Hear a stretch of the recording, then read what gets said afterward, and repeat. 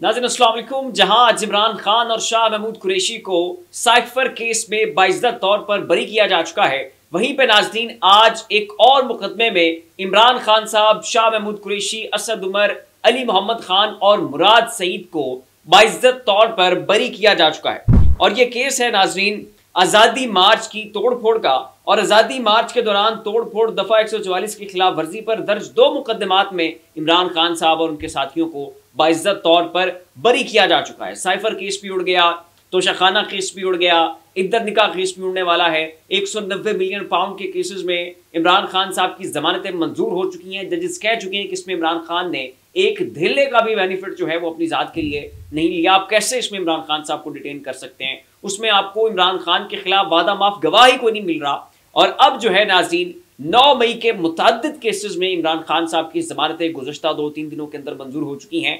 और ये जो आज़ादी मार्च की तोड़फोड़ का ये केस था, इसमें इमरान खान साहब, शाह महमूद कुरैशी और चंद दीगर अहम तरीन इमरान खान साहब के साथी नामजद थे, जिनका नाम मैं पहले ले चुका हूं। अब इनकी उन केसेस में जमानतें भी मंजूर हो चुकी हैं और उसके बाद इन्हें बाइज्जत तौर पर बरी भी किया जा चुका है। और अदालतों ने हुक्म दिया कि इन केसेस में जो है इमरान खान साहब, शाह महमूद कुरैशी और उनके साथियों को जो है वो फर्दर डिटेन ना किया जाए। और दूसरी तरफ नाज़रीन नजम सेठी साहब ने गुज़श्ता रात एक बड़ा ज़बरदस्त किस्म का तजिया दिया है और उनका कहना है कि इमरान खान साहब जीतते चले जा रहे हैं। इमरान खान हर फ्रंट के ऊपर जो है वो फतह याब हो रहे हैं। इमरान खान का बयानिया जान पकड़ रहा है, इमरान खान को जेल सूट कर रही है, इमरान खान का नैरेटिव स्ट्रॉन्ग हो रहा है, इमरान खान की पॉपुलैरिटी में इजाफा हो रहा है, हर चीज उसके फायदे में जा रही है। पाकिस्तान की स्टैब्लिशमेंट, SIFC, पाकिस्तान की मौजूदा हुकूमत, इनके लिए मामला जो हैं वो आए रोज बिगड़ते चले जा रहे हैं। ये कोशिश करते हैं कि तहरीक इंसाफ के लोगों को पकड़ा जाए, उनके ऊपर केसेस बनाते हैं, वही केसेस जो हैं वो अदालतें उड़ा के रख देती हैं। अदलिया ने स्टैंड लिया हुआ है। और इमरान खान साहब ने जो ट्वीट किया था हमीदुर रहमान कमीशन के ऊपर और मशरकी पाकिस्तान की अलहदगी के ऊपर जो क्लिप कंपाइल किया था, उसके ऊपर नजम सेठी साहब कहते हैं कि इमरान खान साहब को एक अलग ही किस्म की फेम, नेम और स्ट्रेंथ जो है वो उससे हासिल हो चुकी है। उनका मजीद कहना था कि जैसे ही 9 मई हुआ उसके बाद इमरान खान का एक बहुत बड़ा डाउनफॉल देखने को मिला। फिर इमरान खान के खिलाफ झूठे केसेस किए गए, उन केसेस में इमरान खान साहब को सजाएं दी गई और फिर रफ्ता रफ्ता जो है वो पार्टी तितर बितर होगी और सारे मामला जो है वो हुए। लेकिन अब जो है इमरान खान साहब वापस रिवाइव कर रहे हैं, मजीद तगड़े हैं, बहुत जान से लड़ रहे हैं, स्ट्रेटजीज अच्छी हैं और चारों शाने चित करके रख दिया हुआ है। ये नाज़रीन कहना था नजम सेठी साहब का। और यही उनका कहना है कि इमरान खान साहब ने जो है इस पूरे निज़ाम की बुनियादें जो हैं वो हिलाकर रख दी हैं और हर गुजरते दिन के साथ जो है इमरान खान साहब के हक में चीज़ें जाती हुई दिखाई दे रही हैं। और ऐसे ही सिलसिला चलता रहा तो फिर जो है वो सारी गेम बदल सकती है और उस डेस्परेशन में, उस फ्रस्ट्रेशन में जो है वो पाकिस्तान में मार्शल लॉ भी लग सकता है। ये कहना था नाज़रीन नजम सेठी साहब का। दूसरी जानिब आज सुप्रीम कोर्ट के अंदर मखसूस नशिस्तों वाले मामले के ऊपर समाअत थी। जस्टिस फायज़ ईसा और साथ जो है मजमूई तौर पर 13 रुकनी जजेस के ऊपर ये लार्जर बेंच था जो इस केस की समाअत कर रहा था। और इस दौरान फायज़ साहब जो है वो उन्होंने बड़ा तेज़ बनने की कोशिश की और कहा कि जी हम ये केस सुन रहे हैं और हम इसके ऊपर फैसला करेंगे। तो साथ जो है जस्टिस मुनीब अख्तर बैठे हुए थे, उनका ये कहना था कि हजूर यहाँ पर 13 जजेस बैठे हैं, हर जज सवाल पूछने का हक रखता है, हर जज अपने ज़ाती रिमार्क्स दे सकता है, हर जज यहाँ पर इख्तलाफ कर सकता है, हर जज जो है वो अपनी राय को यहाँ पर फौकियत दे सकता है और ये आप जो है मावराए आइन बात न करें। ये नाज़रीन कहना था जस्टिस मुनीब अख्तर साहब का। और मजीद उन्होंने कहा कि एक सियासी जमात से इंतखाबी निशान वापस लिया जाए तो मखसूस नशिस्तें आप कैसे ख़त्म कर सकते हैं? कि ठीक है जी आपने इंतखाबी निशान तो वापस ले लिया, अब वो डिफरेंट सिंबल्स के ऊपर वो तमाम तर उम्मीदवार जो हैं वो इलेक्शंस कंटेस्ट कर सकते हैं, लेकिन आप ये नहीं कह सकते हैं कि उस जमात का सियासी वजूद ख़त्म हो गया। आप ये नहीं कह सकते हैं कि वो सियासी जमात जो है वो अपनी मखसूस नशिस्तें क्लेम नहीं कर सकती है या उनका हक उनको नहीं दिया जा सकता है। यहाँ पर ECP ने ज्यादती की है, ये नाज़रीन कहना था जस्टिस मुनीब अख्तर का। और उसके बाद जस्टिस अतर मिनल्ला रिमार्क्स देते हैं और कहते हैं कि ये सारा मामला अवाम का है, अवाम को डिसफ्रेंचाइज नहीं किया जा सकता, अवाम से उनका हक नहीं लिया जा सकता। इलेक्शन कमीशन को गलती को दुरुस्त करना चाहिए था। तहरीक इंसाफ ने इलेक्शन सियासी जमात के तौर पर लड़ा है, आप उनसे उनकी मखसूस नशिस्तें जो है वो कभी भी कतान जो है वो नहीं छीन सकते हैं। ये कहना था नाज़रीन जस्टिस अतर मिनल्ला का। और बाकी जो साथी जजेस थे उनके रिमार्क्स भी जो हैं वो मिले जुले थे। और इस समाअत की कार्रवाई को देखते हुए ये लगता है कि तहरीक इंसाफ को उनकी जो मखसूस नशिस्तें हैं वो वापस मिल जाएंगी।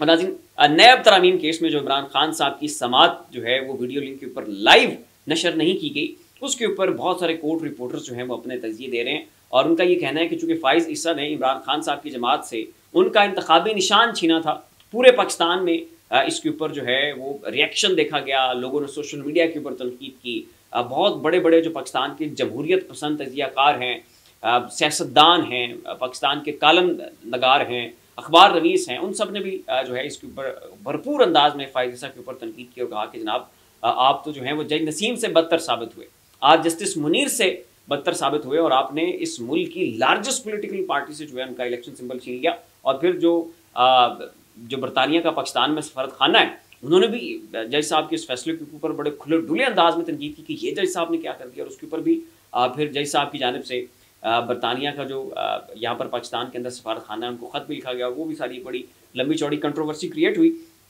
तो उसके ऊपर नाज़रीन कोर्ट रिपोर्ट्स का ये कहना है कि चूंकि जज साहब ने इमरान खान साहब की जमात से उनका इलेक्शन सिंबल छीना था और इमरान खान साहब का यही उनकी सोच थी और उनका ये प्लान था कि जब वो वीडियो लिंक के ऊपर आएंगे वो सबसे पहले इसी से आगाज़ करेंगे कि हाँ जनाब ज़रा जवाब दे हो, ये कैसा आपने आइन के ऊपर जो है वो शमखून मारा है। तो उस क्रिटिसिज्म से बचने के लिए इमरान खान के उस काउंटर स्पीच, काउंटर आर्ग्यूमेंट और काउंटर नैरेटिव से बचने के लिए जो है वो फ़ाइज़ ईसा साहब ने एक तो इमरान खान साहब को ज़्यादा देर तक बोलने का मौका नहीं दिया। फिर जब इमरान खान साहब ने बात की तो उन्होंने कहा कि जनाब ये केस जो है इस वक्त नैब तरामीम के हवाले से चल रहा है, आप बाकी मामलात को यहाँ पर जो है उनको नहीं छेड़ सकते, उनके ऊपर आप बात ना करें। और उसकी जो लाइव नशरियात हैं वो भी इसी मकसद के पेश नज़र जो है वो फ़ाइज़ ईसा ने बंद किया। ये कोर्ट रिपोर्टर्स जो है वो इस मामले के ऊपर रिपोर्ट कर रहे हैं और ये भी उनका कहना है कि फ़ाइज़ ईसा को कहीं ना कहीं इस मामले के ऊपर गिल्ट भी है। अब उन्हें महसूस हो रहा है कि शायद ये फैसला जो है उन्होंने देकर तारीख के स्याह राख में जो है वो अपना नाम कुंदा करवा लिया और यही वो बुनियादी तरीन वजह है कि जिसके सबब जो है उन्होंने खान साहब की लाइव स्ट्रीमिंग जो है वो रोकी है।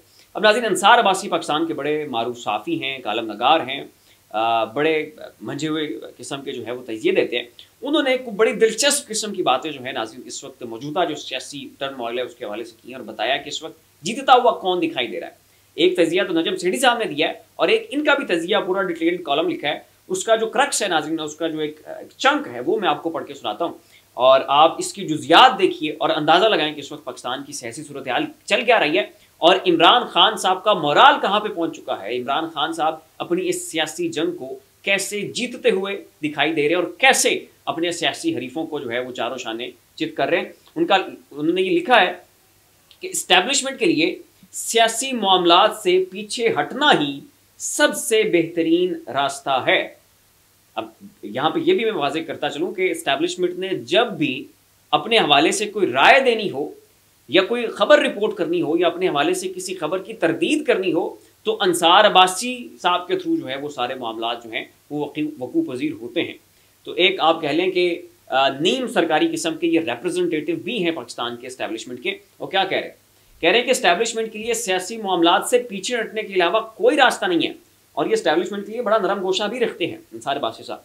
मजीद कहते हैं कि इमरान खान और PTI अब फौज की आला क़यादत से लड़ाई ख़त्म करने पर तैयार ही नहीं, जिसकी वजह से यह लड़ाई थमने का नाम नहीं ले रही।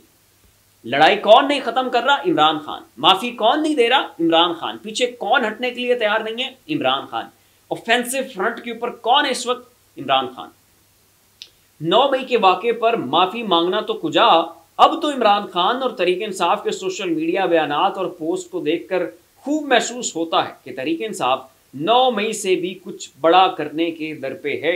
ये नाज़रीन कहना था अंसार अब्बासी का। और मजीद वो लिखते हैं कि इस वक्त पाकिस्तान की जो इकॉनमी है इंतहाई तबाह हाल है। इस्टेब्लिशमेंट मखलूत हुकूमत ये मिलकर इसका कोई हल जो है वो नहीं तलाश कर पा रहे हैं और उसकी वजह यह है कि सियासी अदम इस्तेकाम है। जो लार्जेस्ट पोलिटिकल पार्टी है उसको उन्होंने ग्राउंड से बाहर किया हुआ है और अगर तो ऐसे ही सूरत हाल जारी रही, इकॉनमी को ये सहारा ना दे सकी तो फिर इमरान खान का बयानिया हर नौजवान के जो है वो दिल में तक़वियत पकड़ता जाएगा और ये सर चढ़ कर बोलेगा ये जुनून और फिर घुटने टेकने के अलावा और कोई हल नहीं है। और उसके ऊपर नजम सेठी साहब रिपोर्ट कर रहे हैं कि चूंकि डेस्परेट है, फ्रस्ट्रेशन है, तो मार्शल लॉ लगने का भी इम्कान बहुत ज़्यादा है। फिर ऐसी मज़ीद लम्हा अपडेट्स के लिए हमारा चैनल सब्सक्राइब कर लें। शुक्रिया।